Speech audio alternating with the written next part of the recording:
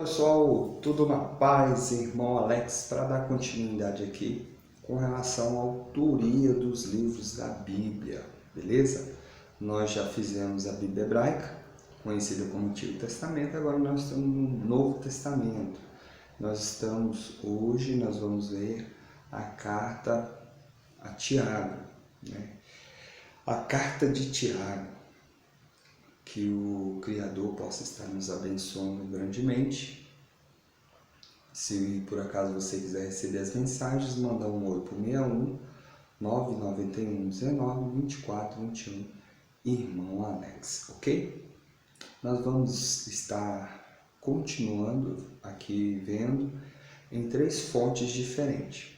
Numa Bíblia da tradução da CNBB, uma Bíblia pentecostal de estudo e num dicionário bíblico, beleza? Aqui na Bíblia da CNBB, é uma Bíblia católica, vamos ver o que eles falam com relação à autoria da carta de Tiago. A carta de Tiago é uma primeira da coleção chamada Cartas Católicas.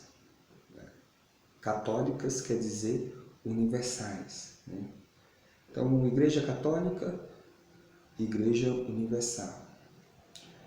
O autor apresenta como Tiago, servo de Deus e do Senhor Jesus. Sabemos que ele estava com seu irmão Judas, entre os presentes de Jesus que no início da sua vinda pública não aceitaram sua pregação. Então, em Marcos 6,3, em João 7,5, mostra que esse aqui era um dos irmãos de Jesus que não aceitava a pregação dele. Mas depois deve ter aderido, né? Que Atos 1,14, a mãe de Tiago menor está aos pés da cruz e é testemunha do sepulcro vazio na manhã da ressurreição. Ele se tornou chefe da igreja de Jerusalém, chamado por Paulo, irmão do Senhor. Os destinatários são as 12 tribos da diáspora, provavelmente as comunidades judeus cristãs da Síria, com os quais Tiago e a comunidade de Jerusalém tinham um laço muito próximo. Não é uma carta formal, nem terminada com uma fórmula de encerramento, parece antes uma coleção de exortações, que são depois, na ordem inversa, retomados e aprofundadas, talvez com trechos de homilia. O estilo e a linguagem revelam um escritor, não necessariamente o próprio Tiago, bem treinado na língua e na oratória grega, embora transpareça o fundo hebraico. Muitas frases lembram o Sermão da Montanha e a coleção de palavras de Jesus. Então, aqui ele deixa um ponto de interrogação com relação ao autor, né? Mas não afirma categoricamente que o autor seja Tiago. Aqui na Bíblia Pentecostal de Estudo, aqui fala que o autor é Tiago. Aqui não tem muita conversa não. Ele fala bem assim: Tiago é classificado como uma epístola universal. Então, o que seria uma epístola universal? Uma epístola que seria copiada e colocada em todas as comunidades. Mas não é bem assim, porque o tom da carta tem muitos traços judaicos. Como é que eu ia mandar uma carta para uns gentios que tem traços judaicos? Entendeu? Não tem como ser uma epístola universal. Pode ser universal para as pessoas que aceitaram a fé, que eram judeus, né? Aí, nesse ponto tudo bem. Porque foi originalmente escrita por uma comunidade maior que uma igreja local. A saudação às 12 tribos que andam dispersas, juntamente com outras preferências, indica que a epístola foi escrita inicialmente a cristãos judeus que viviam fora da Palestina. Então aqui está dizendo que inicialmente essa carta foi escrita para cristãos judeus. E aí depois ela se tornou universal e foi distribuindo para as outras comunidades, mesmo a gentílica. Aqui está dizendo na Bíblia Pentecostal de Estudo. Agora vamos ver aqui no dicionário bíblico. Aqui traz umas informações interessantes, pessoal. Fala bem assim: autor. O título atribuído à Epístola a Tiago sobre a identidade desse Tiago e sobre os problemas relacionados com essa atribuição. Então, existem alguns problemas. O tom e o interesse judaico de Tiago são tão fortes que dois autores aqui chegaram a pensar que se tratasse de uma obra judaica que foi cristianizada por um redator desconhecido em torno de 80 e 90 depois de Cristo. Para você ver que o tom quando fala judaizada é porque tem muitas doutrinas e ensinamentos relacionados ao judaísmo. O caráter certamente cristão da obra não autoriza essa hipótese, mas a combinação de características judaicas com a característica cristã não pode deixar de criar dificuldades. O autor é certamente um judeu. Isso aqui é interessante. Todos os apóstolos, todos os discípulos que Jesus escolheu eram judeus. Tiago apresenta muitos ecos da sabedoria do Antigo Testamento, da Bíblia hebraica. Em sua língua, muitos são o semitismo.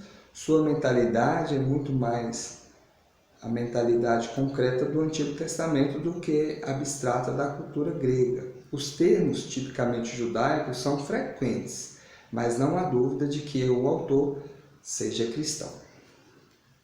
Quando tu vê essa palavra cristão, é porque a pessoa acreditava em Jesus, em Yeshua. Suas numerosas relações com os evangelhos e as epístolas podem ser facilmente encontradas, como, por exemplo, tem várias referências em Mateus e nas epístolas, principalmente as paulinas aqui, a de Pedro também, a de João, que traz uma ligação com algumas passagens de Tiago. Não vou falar aqui os versículos, mas são vários. Deixa eu mostrar aqui para vocês. Esses versículos aqui, todos aqui, esses aqui, olha o tanto aí, gente. Vamos continuar. Essas afinidades não indicam uma dependência literária, nem um sentido nem outro, à exceção de 1 Pedro, que talvez faça uso de Tiago. Entretanto, indica a doutrina viva como comum da comunidade primitiva, no qual o autor Tiago estava totalmente submerso. Quase todos os críticos modernos estão certos de que o autor judeu escrevia para judeus cristãos, judeus que acreditavam em Jesus. É absolutamente improvável que uma obra de tom tão fortemente judaico tenha sido escrito para cristãos provenientes da gentilidade, para os gentios no caso, sem demonstrar qualquer esforço para se tornar adequado a eles.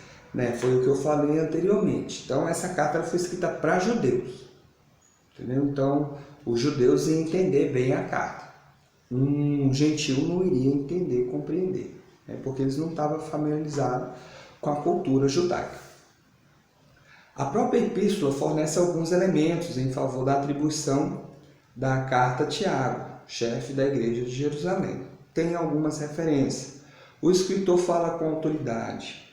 Esses elementos não demonstram que Tiago seja o autor da carta. Demonstra apenas que a epístola não contém elementos que se opõem à posição de Tiago. Contudo, outras indicações, tanto de conteúdo como de estilo, induziram os estudiosos modernos a pensar que a atribuição de Tiago tenha sido feita em termos de pseudônimo. Esses críticos datam a epístola entre os anos 70 a 132, entre as duas revoltas judaicas. Segundo alguns, o autor deveria ter o nome comum de Jesus, né? O nome comum é um nome que várias pessoas têm, nem aqui no Brasil, João, Maria, né? Outros pensam que o autor usou um documento de Tiago ou tenha escrito na qualidade de intérprete de Tiago.